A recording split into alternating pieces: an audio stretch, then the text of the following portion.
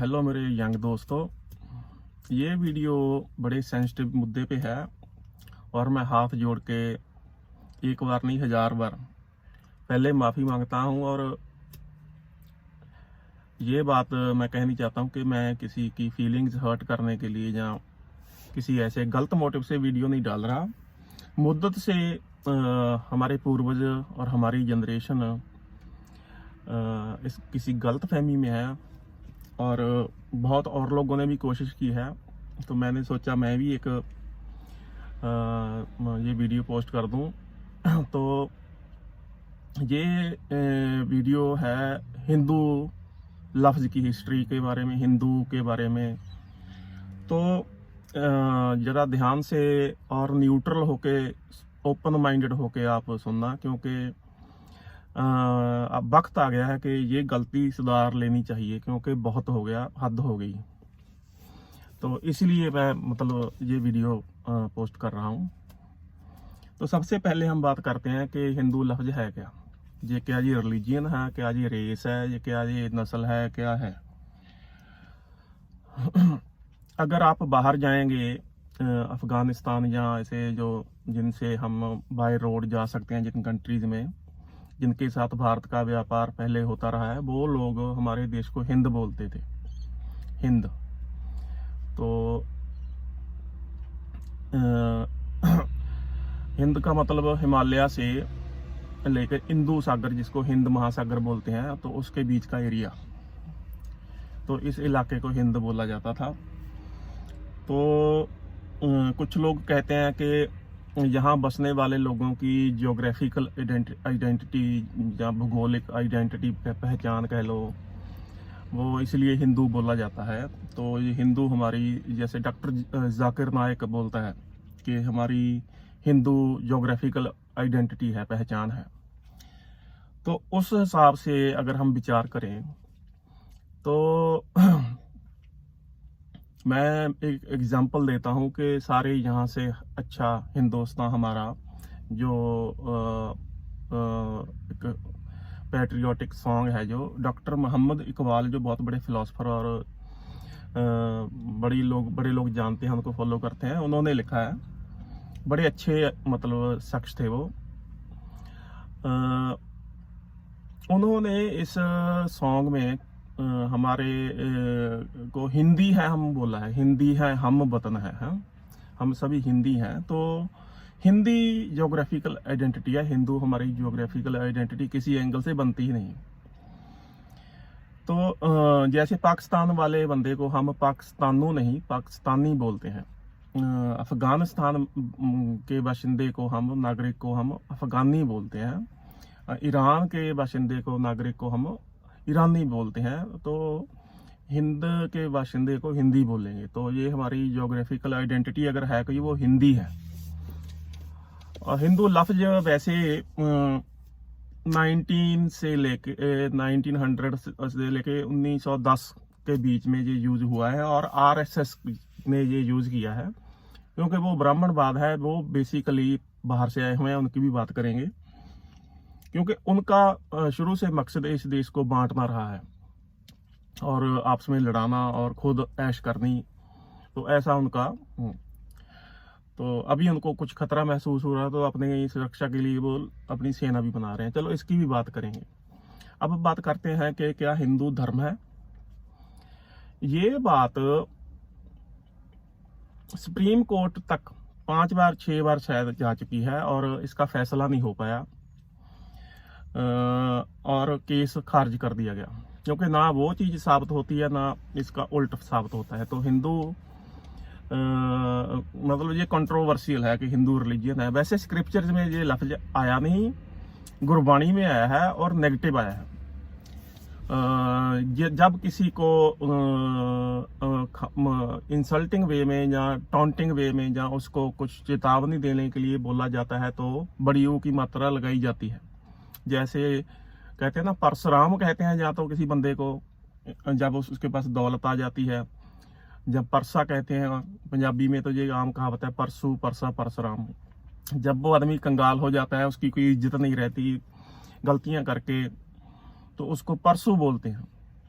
तो ऐसे ही जब कोई गलती करता है तो संतों ने चेतावनी देने के लिए महाराष्ट्र के श्रोमणी संत नामदेव जी ने, जो कबीर जी के समकाली हुए होंगे, गुरु नानक से भी पहले हुए हैं, उन्होंने अपनी वाणी में हिंदू लफ्ज यूज किया है और बोला अंधा है, अज्ञानी है। मतलब भारत के लोगों को, क्योंकि बहुत कुछ नजायज हो रहा था और ये हम लोग सोए हुए थे, उन्होंने इसलिए बोला था। और तुर्क को भी उन्होंने देखो तुर्कू बोला है उस वक्त, क्योंकि वो भी कुछ गलती कर रहे थे, तो वो काना बोला है जिसकी एक आंख है एक नहीं है, क्योंकि वो एक बात जानते थे, उससे आगे बढ़ने को तैयार नहीं थे। उनकी ज्ञान की आंखों की बात कर रही है, वैसे तो सभी की आंखें थी उस वक्त, और भारतीय लोग भी अंधे नहीं थे, पर वो किसी और एंगल से बात कर रहे थे, तो नेगेटिव सेंस में आया है। और हालांकि वो भी ज्योग्राफिकल है, क्योंकि अगर उन्होंने धर्म की बात की होती तो वो फिर मुसलमान यूज करते, क्योंकि तुर्क तो मुसलमान थे। उन्होंने तुर्कू लफ्ज यूज किया है, हिंदू अंधा, तुर्कू काना, उन्होंने ऐसा लिखा है। तो उन्होंने ज्योग्राफिकल भी मतलब बात की है, वो धर्म की बात नहीं। तो ये लफ्ज नेगेटिव लफ्ज है, क्योंकि इनकी नज़र में हम गुलाम हैं, जो बाहर से ब्राह्मण जो आए, जो बाहर इंडिया में आया और राजाओं का ब्रेन वॉश करके इन्होंने, ये बड़े चालाक थे, इन्होंने हमारे देश को तहस नहस करके रख दिया। यहाँ हम आज खड़े हैं इनकी बदौलत है। ये लोग प्रचार कर रहे हैं कि हिंदू धर्म है, हिंदू तवा लाएंगे, हिंदू राष्ट्र बनाएंगे, ये इनकी बातें हैं। ये वरना जिस शख्स के नाम पे भारत का नाम पड़ा, बहुत कुछ उसके जीवन से सीखने को मिलता है।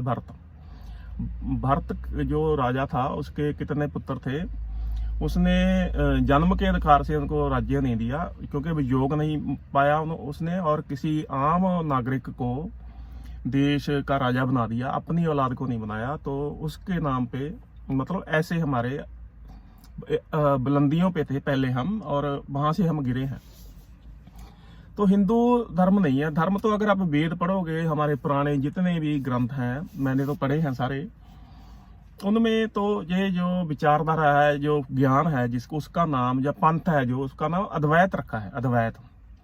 और वेस्ट में आप बुक्स पढ़ोगे, उसको अद्वैत वेदांता कहते हैं, क्योंकि वेद की फिलॉसफी है, उसमें अद्वैत का मतलब वो दो नहीं, तीन नहीं, एक है। मतलब जिस रब की बात होती है ना धर्म में, एक जो जिसने ये क्रिएशन, ये यूनिवर्स जो सारा पैदा किया है, तो वो एक है।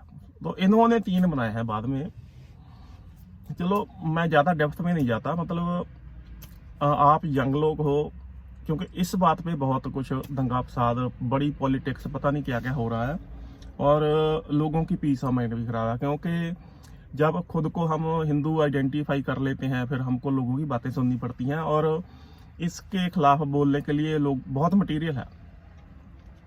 क्योंकि देखो, झूठ जब मिलाया जाता है, तो फिर जब कुछ जो लोग जग जाते हैं, क्योंकि देखो कितने संत हुए हैं, कबीर जी हुए हैं, उन्होंने भी बोला, जो इनकी मिलावटी फिलॉसफी जिसको ये कहते हैं ये हिंदू धर्म है, तो इस पे तो संत कबीर ने बिल्कुल ही ग्राइंड कर दिया इसको जंगाल खाया जहाज बोला है कि ये तो अब डूबा कल, और क्या बोलते हैं, इसके जहां उंगली रख दो वहीं छेद हो जाता है।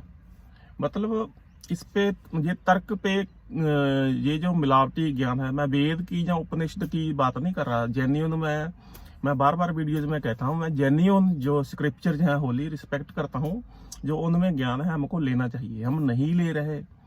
डेप्थ में है, वो रमज में है, सीधा सीधा पढ़े तो समझ में नहीं आता, वो हमारी वीकनेस है, हम नहीं ले रहे। पर ये जो जवानी कलामी है ज़्यादा, या इन्होंने बाद में जो मिलावटी किताबें लिखी हैं, जिनको बहुत देर से संत क्रिटिसाइज करते आए हैं, गुरु नानक ने भी बहुत क्रिटिसाइज किया है, मैं अपनी वीडियोज में अक्सर बोलता रहता हूँ। तो ये कोई धर्म नहीं है, ये तो अधर्म भी नहीं, इसको बोले ना तो वो भी मतलब अधर्म लफ्ज की बेइज्जती है। हमको लगता है कि नहीं अच्छा है, तो ये अच्छा नहीं, ये बड़े शातिर लोगों की बनाई हुई मतलब फिलॉसफी है ये, और सारी मिलावटी है। अगर आप ये छोड़ते ही नहीं, गीता 120 या 30 से ज़्यादा वर्षन मिलेंगे आपको, सब सेकंड अध्याय जो है उसका, उसमें अध्याय में मिलावट की हुई है। यहाँ पर भी सत्य प्रकट होगा ना, मतलब आसार हैं कि ये स्क्रिप्चर है, कोई ज्ञान की किताब है कोई, तो इन लोगों ने वहां पे कोई ना कोई कहानी घड़ रखी है। मेरे पास सैकड़ों कहानियां हैं, मैं धीरे धीरे वीडियोस में एक्सपोज करने की कोशिश करूंगा, क्योंकि देश का पब्लिक का नुकसान हो रहा है। तो वो गलत बात आप लोगों का, हमने तो जो भोगतना, मैंने तो बहुत भोगा है, मैंने बहुत वीडियोज में कि कितना ब्लड शेड पंजाब में हुआ। सब मैं तो इसलिए धर्मों को मानता ही नहीं, सब धर्मों में मिलावट का हो जाती है। इंडिया में जब से ये लोग आए हैं तब से मिलावट चल रही है। ये फिरंगी हैं, बाहर से आए हैं, इन्होंने देखो हर एक चीज को अपने फायदे के लिए बेंड और ट्विस्ट करके रखा है। तो इसीलिए मैं तो अभी सिख धर्म को भी, मैं वो धर्म नहीं मानता जो गुरु नानक ने चलाया था, गुरु गोविंद सिंह जी जहाँ पे छोड़ के गए थे। 100 साल तक रहा, तब जब तक वो रहा तब तक पंजाब इतना खुशहाल राज्य था कि पंजाब का 1 रुपया 13 पाउंड ब्रिटिश के खरीदता था। वहां से पंजाब को गिराया गया और अब छोटा सा बना दिया गया। कितना बड़ा पंजाब था।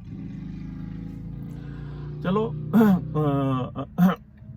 और उसके पतन के पीछे यही लोग हैं जो ब्राह्मण कहलाते हैं। आपको है नहीं ब्राह्मण, ये मतलब ये क्लेम करते हैं। और हमको हमारे पूर्वजों की ये एक वीकनेस थी, कमजोरी थी, क्योंकि ये राजा से मिल जाते थे, राजा का भी ब्रेन वॉश कर देते थे, इतने चालाक थे ये। और जबरदस्ती हम पे थोपा गया। उनके जो वो अपने औलाद के मोह में वो झुक गए लोग। उन्होंने जाति भी प्रवान कर ली उन्होंने, और बहुत कुछ इनके चलाए हुए रीतें, जो मतलब ऐसी रीतें मैं आपको बताऊं, मुझे शर्म आती है। देखो देवदासियां इन्होंने बनाई। शादी की पहली रात जो गैर ब्राह्मण जब इन्होंने जातिवाद इम्पोज कर दिया, हमारे ऊपर जबरदस्ती थोप दिया, तो उसके बाद जब लड़की की किसी की शादी होगी तो फर्स्ट नाइट इनके पास भोग लगवाने के लिए जाएगी। और अगर किसी के लड़का हुआ तो उसको गंगा में फेंक दिया जाएगा। ऐसी भी रीतें बनाई रखी। और लड़की हुई तो इनकी जायदाद होगी। तो ऐसे इन्होंने पता नहीं क्या क्या, मतलब गुरु साहब ने, गुरु गोविंद सिंह जी ने बड़ा कुछ लिखा है इनको एक्सपोज करने के लिए 10वें ग्रंथ में। उसको ये कंट्रोवर्शियल बनाने की बहुत कोशिश कर रहे हैं। मतलब ये बात भी लिखी हुई है कि जो हमारे ऊपर बाहर से हमले हुए हैं ना ज्यादा, जो काशी बनारस में इन्होंने कुएं बना रखे थे, बंदे को मोक्ष दिलाने के बहाने कुओं में फेंक देते थे, नीचे आरे चलते थे, बंदा वहीं मर जाता था और उसकी सारी जायदाद और पत्नी इनकी देवदासी बन जाती थी। जायदाद ये हड़प लेते थे। किसी के गले में फंदा डाल के पत्थर बांध के शरीर पे गंगा में उसको कहते थे अपना मरेगा, आत्महत्या करेगा तो वो मोक्ष प्राप्त होगा। ऐसे षड्यंत्र ये लोग। तो ऐसे इनके जो बुरे काम थे वो बेसिकली जब मुगल या बाहर से जो हमले हुए हैं वो उनका ऐसा आप मत सोचो जैसा हिस्ट्री में लिखा। हिस्ट्री लिखने वाले तो यही हैं, उनके बड़े डीप मीनिंग है। उनको कोई वजह थी उनके आने की। वो पब्लिक का, आम का फायदा ही हुआ था उनके आने से। एक बार फिर भारत तो मतलब स्ट्रांग बन गया था। ऐसी कोई बात नहीं। ये जो लिखते हैं, ये तो ये भी लिखते हैं कि औरंगजेब जो था उसने मुसलमानों को जो फोर्सफुली कन्वर्ट कर रहा था, लोगों को मार रहा था, जो उसके पीछे भी ये थे बेसिकली। अगर आप डीप स्टडी करो ना, उसके पीछे भी ये थे। ठीक है, सारे मुसलमान राजा बुरे नहीं थे, एक दो जहाँ उनके एक दो जर्नैल बुरे थे, मैं मानता हूँ, सारे नहीं बुरे थे। औरंगजेब अच्छा था, वो पछतावे में मरा। उसको इन्फॉर्मेशन इनपुट गलत मिली और उसने डिसीजन जो इनपुट ही राजा को गलत मिल रही है, तो उसकी मूर्खता थी। तो गुरु साहब ने उसको जफरनामा जो लेटर लिखी है, गुरु गोविंद सिंह जी ने उसको तारीफ भी की है। और उसको मतलब जो उसमें अच्छी बात थी वो अच्छी लिखी है, जो उसकी बुरी बात थी वो बुरी लिखी है। अगर जफरनामा एंटी मुस्लिम होता या किसी धर्म के खिलाफ ऐसे बात होती कोई, तो ईरान जो कि मुस्लिम कंट्री है, वहाँ पे वो प्राइमरी या हाई स्कूल तक के सिलेबस में एज ए मैंडेटरी जरूरी सब्जेक्ट स्टडी करवाया जाता है। तो हुआ क्या था कि इनको एक्सपोज कर रहे, पहले तो कबीर, रविदास, नामदेव, उन्होंने इसको एक्सपोज करने की कोशिश की। जब कोई ऐसे संत पैदा होता है तब ये चुप कर जाते हैं, और जब 20-50 साल बाद फिर वही इनकी पुश्तें चल रही हैं, इनका खून ही खराब है, मिलावट करनी शुरू कर देते हैं। दूसरी बार जब फिर ऊपर वाला जबरदस्त बंदोबस्त करता है, तो जब गुरु नानक से बात शुरू हुई, तो गुरु गोविंद सिंह जी के पास तो सेना भी थी, तो ये लोग डर गए कि अब तो बहुत बड़ा मतलब अगर एक्सपोज हो गए हम, औरंगजेब तो छोड़ेगा नहीं। और 10वें ग्रंथ लिखने के बाद ही गुरु साहब पे जितना भी संकट आया ना, उनको, उनके बच्चों को शहादत देनी पड़ी, उनको वो भी गुरु तेग बहादुर जी को भी शहादत देनी पड़ी। तो बेसिकली उसके पीछे अगर देखें, जो बाहर से आए फरंगी ब्राह्मण ही थे। आप लोग बोलोगे कैसे, क्योंकि ये डर गए थे कि अब हम एक्सपोज हो जाएंगे, क्योंकि ये असली संत हैं, ब्रह्म ज्ञानी हैं, और ये सच बताएंगे। अगर औरंगजेब के साथ सीधी मुलाकात हो जाती तो ये गए थे, इन्होंने ऐसा मतलब जाल बिछाया कि ऐसा होने ही नहीं दिया। तो ये इन्होंने, काजी भी मिलावटी थे, मुल्ला जो थे वो भी मिलावट कर रहे थे। इन्होंने बोला कि हम मारे जाएंगे। तो हिंदू बहुत लोग गुरु साहब की फिलॉसफी को अडॉप्ट कर रहे थे, तो इनके नकली धर्म को छोड़ रहे थे। तो सिखों की गिनती बढ़ रही थी, तो इन्होंने बोला कि फिर ये हमारे लिए खतरनाक है, इनको मुसलमान बनाना शुरू कर दो। तो औरंगजेब के कान में ऐसी फुसफुसाहट, इन्होंने ऐसी बातें मतलब फीड करी, तो वो इसलिए लग गया था। ये उसकी बहुत बड़ी गलती थी। तो इनके धर्म को बचाने के लिए गुरु साहब ने शहीदी नहीं दी थी, ब्राह्मणों के गुरु साहब ने शहादत दी थी। आम जनता का कत्लेआम हो रहा था इसलिए, क्योंकि इनके जो ब्राह्मणों के धर्म के तो गुरु साहब खिलाफ थे, गुरु तेग बहादुर जी। मैंने एक पूरी वीडियो भी डाली हुई है। तो उनके पीछे भी यही थे, मतलब जो आप जो जहां मर्जी हिस्ट्री देख लो, जहां पे गद्दारी हुई है, पद्मावत फिल्म देखी है आपने, वो यही था जो उसके ऊपर गद्दारी करके खिलजी को, अलाउद्दीन खिलजी को चढ़ा के ले आया था, ब्राह्मण ही था उसके पीछे। और कहीं भी देख लो यही लोग थे, मतलब हर जगह पे। जो 4 साहिबजादों की शहीदी हुई है, काजी तो फिर मुकर गया था सरहंद में, जो वजीर खान के दरबार में, जो उनको सजा सुनाई दे रही थी, कचहरी लगी थी। मलेरकोटले का नवाब जो मुसलमान था, वो कहता है ये तो सजा के हकदार ही नहीं है। मतलब जो सुच्चानंद दीवान था, वो ब्राह्मण था, उसने फिर मतलब कोई तिगड़म लगाई और सजा दिलवाई। छोटे जो साहिबजादे थे, आपने फिल्म देखी, उसमें ये बात क्लियरली उन्होंने क्लैरिफाई नहीं की। तो ये लोग पीछे मतलब हर एक चीज के रहते हैं, और इनका ये जो धर्म है, वो तो उसको तो हिंदू धर्म बोल सकते हैं हम। मैंने पहले ही माफी मांगी थी, मैं किसी को फीलिंग नहीं हर्ट कर रहा, पर सच बता रहा हूं कि अगर आप जानना चाहते हो, बहुत महान और ज्ञान से भरपूर ग्रंथ पढ़े हैं, उपनिषद पढ़े हैं, ऋभु गीता है, अवधूत गीता है, शिव जी जो महादेव का जो आदि योगी हैं, उनका बहुत बड़ा ज्ञान है। उनके आगे ऋभु मतलब जो थे, उनकी संप्रदा में या लीनेज में ऋभु ऋषि हुए, उन्होंने गीता लिखी है। बहुत ज्ञान है, ऐसी बात नहीं। मैं जेन्युइन स्क्रिप्चर की बात नहीं कर रहा, पर ये जो मिलावटी चल रहा है ना, जो पिछले कई 100 सालों से चल रहा है, तो अब लोग, आम लोग, जो खास करके यंग लोग, आपकी एज के लोग हैं, जिनको लिए मैं ये वीडियोस डालता हूँ, वो भड़कते हैं। मेरी एज वाले तो नहीं मानते, उनको अगर बात बताऊं, वो तो उनकी तो जो दिमाग बुद्धि को तड़का लग चुका है, वो नहीं, दैट कांट बी अनडन, वो अभी नहीं, मुश्किल है। क्योंकि एक उम्र होती है, उसके बाद आदमी ढल जाता है, जैसा ढल गया फिर वो उसी हिसाब से जजमेंट करता है। तो वो नहीं मानेंगे। और वैसे भी जो हमारी और हमसे पहली पीढ़ी थी, वो धर्म के मामले में अंगूठा छापी थी। हम भी, मैं इंक्लूडिंग माई सेल्फ, मेरे को 37 और 38 साल की एज में जाके पता चला कि ये इतना फ्रॉड हुआ है।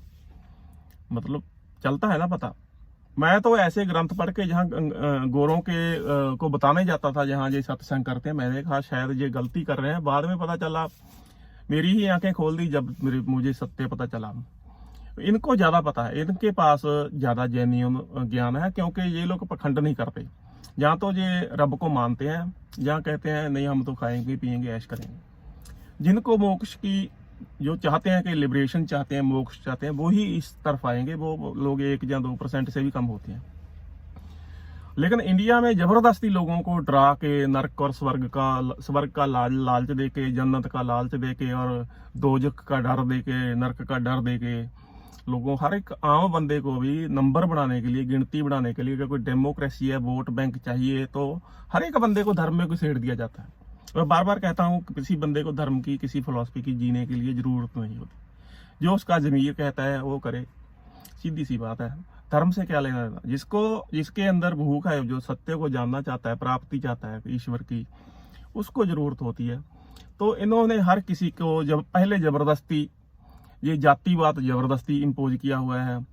और जातियों में सब जातियां, और जो सबसे बड़ा वर्ण है इनकी वर्ण व्यवस्था में, जो नीचे वाला है, तो उसमें तो सबसे ज्यादा सब डिवीजन है। वो और सब डिवाइड किया हुआ, ताकि ये लोग भी इकट्ठे ना हो। इकट्ठे होंगे तो फिर प्रॉब्लम आएगी।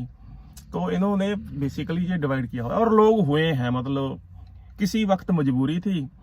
अब लोगों की मतलब अक्ल जो है वैसी हो गई है, वैसा कल्चर बन गया है, वैसे रीति रिवाज बन गए हैं। तो ये ऑलमोस्ट इम्पॉसिबल लगता है। आज कोई जेन्युइन हीरो भारत में पैदा हो जाए तो उसको बड़ी प्रॉब्लम आएगी नीति बनाने में, क्योंकि एक नीति बनाएगा तो किसी ना किसी के हक में होगी, किसी को प्रॉब्लम होगी उससे। तो बड़ा गुंजलदार समस्या है हमारे देश की। इसीलिए मैंने ये जो वीडियोस की सीरीज डालनी शुरू की, तो मैंने पहले ही वीजे वाली बात शुरू की, ताकि जो निकल सकता है वहां से निकल जाए। और बहुत लोग आ सकते हैं, चाहे वो गरीब हैं, मैं बार बार कहता हूँ, वो आ सकते हैं। वो वीडियोज मेरी देखो आप, शेयर कर दिया करो। जो ईयर 10 में है, अभी से प्लानिंग करेगा तो आ जाएगा। अगर आप ईयर 10 में हो, ईयर 11 में भी हो, नॉट टू लेट, ईयर 12 में भी हो, तब तक आप आने वाले 20 साल तक मुझे लगता है कि ऑस्ट्रेलिया, न्यूजीलैंड और कनाडा की माइग्रेशन शायद बंद नहीं होगी। तो प्लान बी भी रखना, मैं ये भी बात कहता हूँ।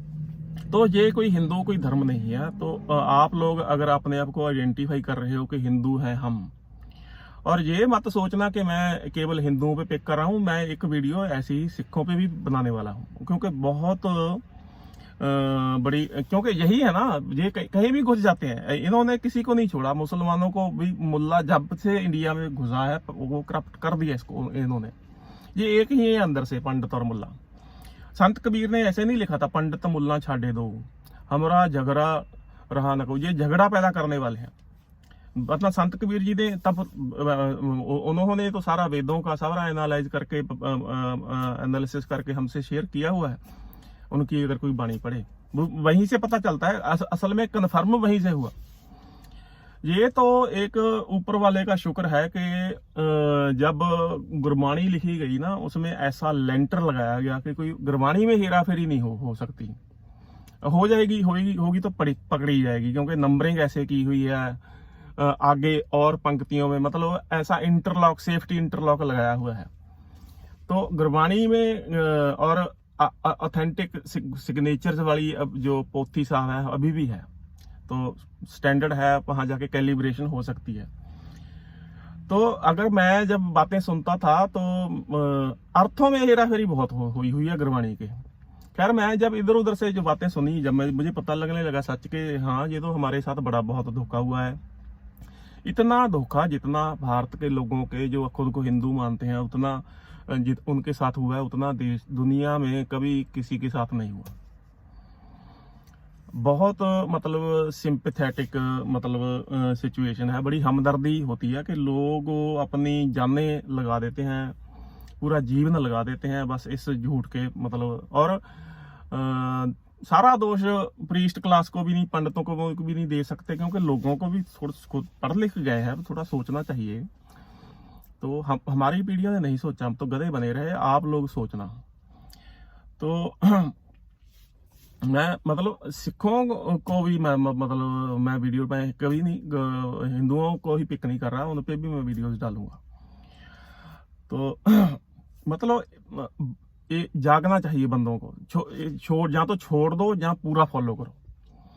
पूरा फॉलो करो तो फिर आप ऑथेंटिक जो उपनिषद हैं, वेद हैं, उनको खुद स्टडी करो। आप देखोगे जब आप खुद, अगर आपके अंदर वो भूख है, जब आप पढ़ोगे उनको तो आपको पता चलेगा कि ये तो कुछ और ही हो रहा है। जब मैंने खुद गुरबाणी पढ़ी, मैंने तो गुरुद्वारे जाना ही बंद कर दिया, क्योंकि वो तो बेअदबी भी हो रही है वहां पे।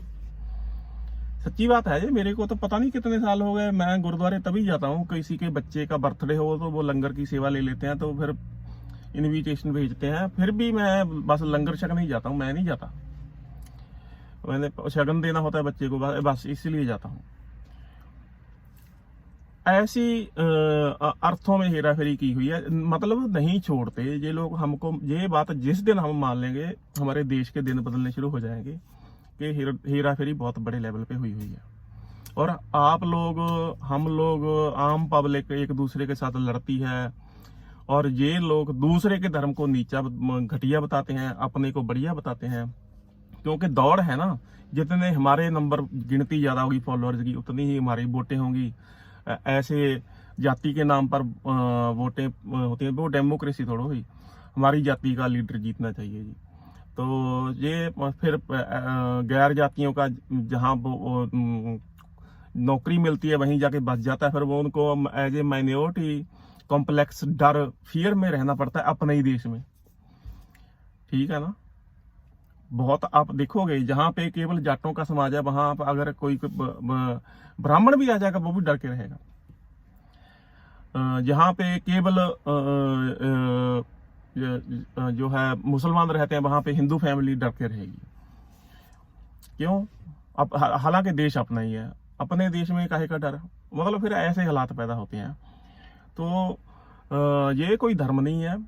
धर्म का असली ये अगर मतलब आप पुराने जैनियन ग्रंथ जो हैं, उपनिषद हैं, वेद हैं, और शिवा महादेव की या शंकराचार्य की, आप जितनी भी पढ़ के देखोगे आपको ये लफ्ज नहीं मिलेगा। ये कोई धर्म नहीं है, हिंदू धर्म ये बकवास है, मिलावट है। शर्म की बात है कि ये लोग तो इतने हरामी है, कहते हैं कहने हिंदू का मतलब बहुत गंदा होता है। ये अरबी फारसी इधर की किसी भाषा का मीनिंग लफ्ज है जिसमें सारी गालियां आ जाती हैं, ये ऐसा लफ्ज है। तो ये तो चाहते थे कि ये लोग हम गुलाम ही, अभी भी गुलाम है इनके, क्योंकि ऊपर टॉप पॉलिसी मेकर यही रहे हैं हमेशा। कोई एक दो बंदा शुक्र मनाना चाहिए कि संविधान जिसने लिखा है, फिर भी कुछ हमारे पास आजादी आ गई, वरना तो ये भी नहीं आती। हमारे पास किसी रिवोल्ट का, आंदोलन का भी अधिकार नहीं होता, ये भी उन्हीं का दिया हुआ है। तो लोगों को मतलब कुछ एक्सप्लोर करना चाहिए, कुछ रिसर्च करनी चाहिए, जागना चाहिए, ताकि इस बहुत बड़े लेवल पे, क्योंकि जब कोई फ्रॉड या धोखा बहुत बड़े लेवल पे होता है तो लोग उसको नॉर्मल मान लेते हैं, उसको धोखा मानते ही नहीं। फिर अब ऐसी बात होती है कि यार तूने 10 खून किए, मैंने तो 2 ही किए हैं, तो मैं अच्छा इंसान हूँ। और लोग भी ऐसे ही कंपैरिजन करते हैं, वो तो बहुत बड़ा चोर है और ये छोटा चोर है, सो ये अच्छा है, मतलब ऐसे मापदंड बन जाते हैं फिर। तो ऐसी सोसाइटी बिल्ड हो जाती है। तो इन्होंने हमको फंडामेंटली कंफ्यूज और करप्ट कर दिया। ये बात मान लेनी चाहिए कि जैसे वो सही है वो डायलॉग, अगर बॉलीवुड ने कोई लाइन प्रोड्यूस की है ना, कोई बहुत जबरदस्त लाइन, तो वो है नाना पाटेकर की फिल्म है कि साला एक मच्छर आदमी को हिजड़ा बना देता है। तो ये है वो मच्छर जो ब्राह्मण बाहर से आए हैं। ये लाइन है अगर मतलब, और वो जो डायलॉग चलता है वो 100 में से 80 बेईमान, फिर भी मेरा भारतमान तो वो सही बात है बिल्कुल। 80% से भी ज्यादा हम कंफ्यूज्ड और करप्ट है। कंफ्यूज्ड है इसीलिए करप्ट है। जिस दिन क्लैरिटी आ जाएगी, और हम जो वेस्ट में बैठे हैं, जैसे मैं ऑस्ट्रेलिया में बैठा हूँ, तो हम जब कंपैरिजन करते हैं हमको बड़ा तरस आता है, क्योंकि जिस मिट्टी से शरीर बना है, तो उस जहाँ वतन के साथ तो बंदे को हमदर्दी जब तक वो जीता रहेगी।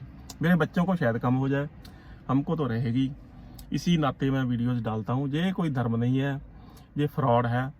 अगर असली नाम इसका मैंने जो ढूंढा है, जो समझदार बंदों से आप पूछोगे तो इसकी तो अद्वैत वेदांता बनता है। अद्वैत है इसका नाम, अद्वैत।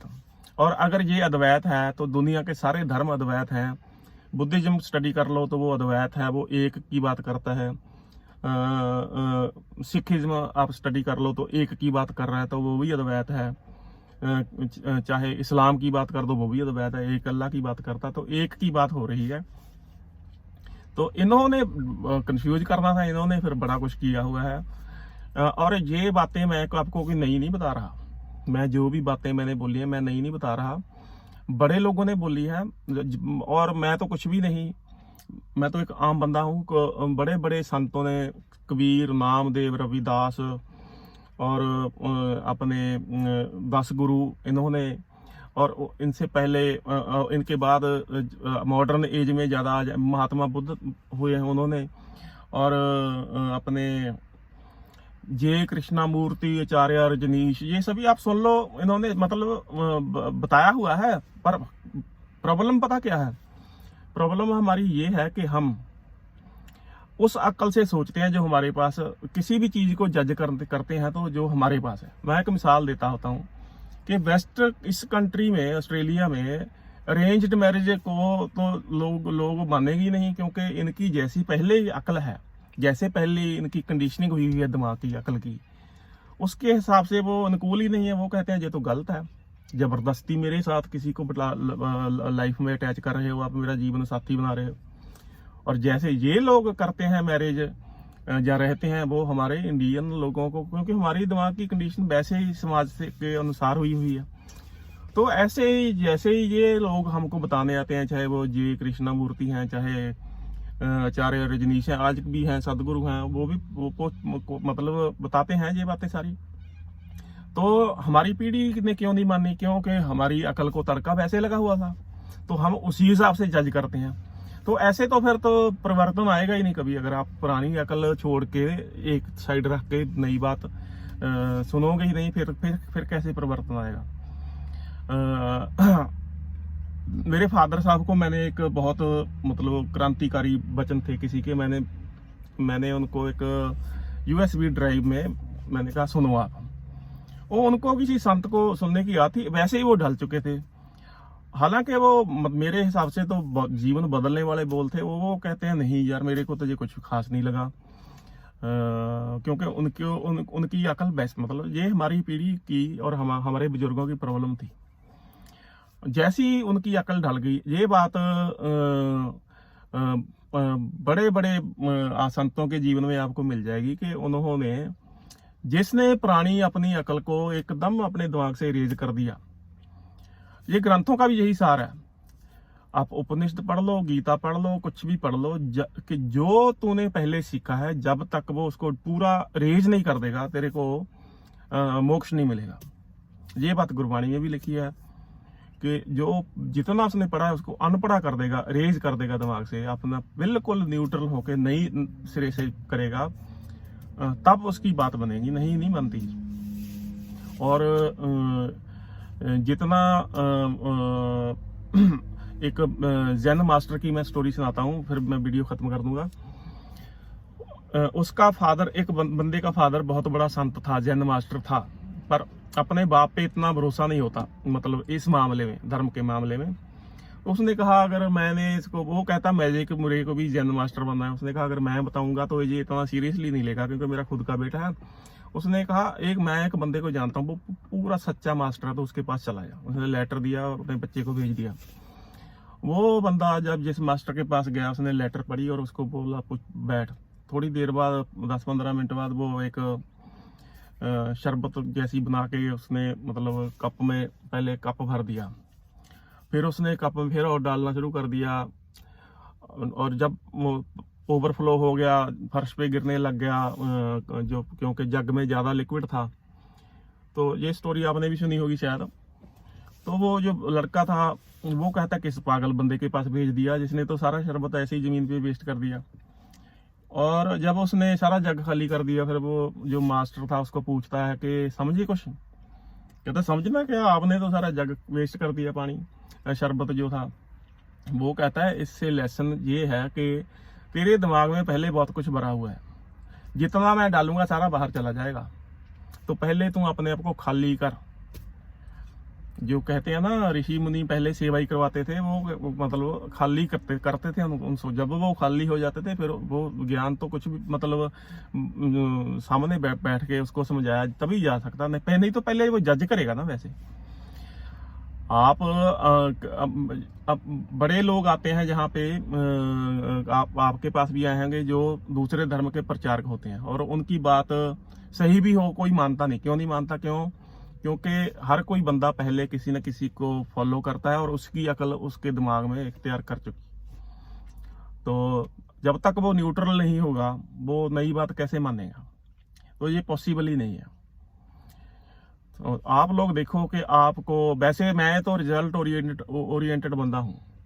अगर मुझे रिजल्ट नहीं मिल रहा, अगर मेरे मन को शांति नहीं मिल रही, अगर मेरा पीस ऑफ माइंड जो है उसमें बढ़ोतरी नहीं हो रही, मतलब मेरा मन शांत नहीं हो रहा, मुझे मेरे अंदर खुशी, खीड़ा, आनंद नहीं आ रहा, तो इसका मतलब जो फिलॉसफी मैं फॉलो कर रहा हूँ और जो कुछ बताया है मैं ऑनेस्टली कर रहा हूँ, फिर भी नहीं हो रहा, इसका मतलब जहाँ तो मेरा तरीका फिर गलत है, जहाँ फिर वो फिलॉसफी फ्रॉड है।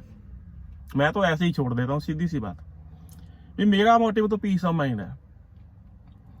तो आप देखो, अगर आपको तो पीस ऑफ माइंड मिला है कि और आपको सोते टाइम भी सोने से पहले आपके दिमाग में चैटर कच कच पच पच हो रही है, तो फिर सोचो आप, ये वक्त है मतलब आपके पास। क्योंकि थोड़ी एज के बाद आप जब यंग हो फिर ढल जाएगी, फिर नहीं कुछ होगा।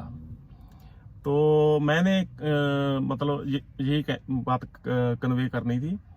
तो सिखों को भी ऐसी, मैं सिख फैमिली में बॉर्न हूँ, तो सिखों को भी ऐसी बहुत सारी कन्फ्यूजन है। मैं तो आज की डेट में जो मैं शरेआम कहता हूँ कि सारे धर्म करप्ट हैं, छोड़ दो, कुछ नहीं होगा। कोई खुदा, कोई अल्लाह आपसे नाराज नहीं होगा, कोई राम आपसे नाराज नहीं होगा, क्योंकि ये उसकी ड्यूटी है। अगर किसी के अंदर सत्य की भूख है तो वो हक और सच कुरान में रब के ही नाम है, तो उसकी ड्यूटी है, वो अपने आप उसको फीड करेगा। उसकी जीवन में कोई बंदा भेजे, चाहे उसके जीवन में ऐसी घटनाएं होनी शुरू हो जाएंगी अगर उसके अंदर भूख है बंदे। वरना अगर भूख नहीं है, आप दुनिया में जीना चाहते हो, तो आपको किसी धर्म की जरूरत वैसे ही नहीं है। फिर क्यों ऐसे ही? हाँ जी, कुछ ज्यादातर ना लोगों को हमदर्दी है कि कोई मुसलमानों के बच्चे ज्यादा मतलब कट्टर मुसलमान या कोई कट्टर हिंदू या सिख नहीं होते। उनके माँ बाप इस धर्म को उनके सामने फॉलो करते हैं, सुबह उठ के प्रेयर करते हैं, बड़ा कुछ करते हैं, कर्म कांड जो मतलब जैसे भी रिचुअल होते हैं, तो उनको अपने बस इस एंगल से भी हमारे माँ बाप ऐसा करते रहे, हमदर्दी होती है। हमदर्दी, और ये जो हमदर्दी होती है ना, हमदर्दी की जो अटैचमेंट है किसी भी रिलीजियन से, ये बड़ी डेंजरस है। कभी आप बैठ के सोचना कि ऐसे ही नहीं लोग ह्यूमन बॉम्ब बन के, मतलब पता ही नहीं कितने निर्दोष लोगों को की जान चली जाती है, मार देते हैं। ये हमदर्दी है बेसिकली। तो ये जो धर्म से हमदर्दी है ये अच्छी नहीं होती। इससे कुछ निकलेगा कुछ नहीं, नुकसान ही होता है, आपका भी, औरों का भी, और पूरे देश का भी। तो प्लीज आप लोग मेरी बातों को आपने सुना, उसके लिए थैंक यू। पर एक बार आप थोड़ा चिंतन करना इन बातों का।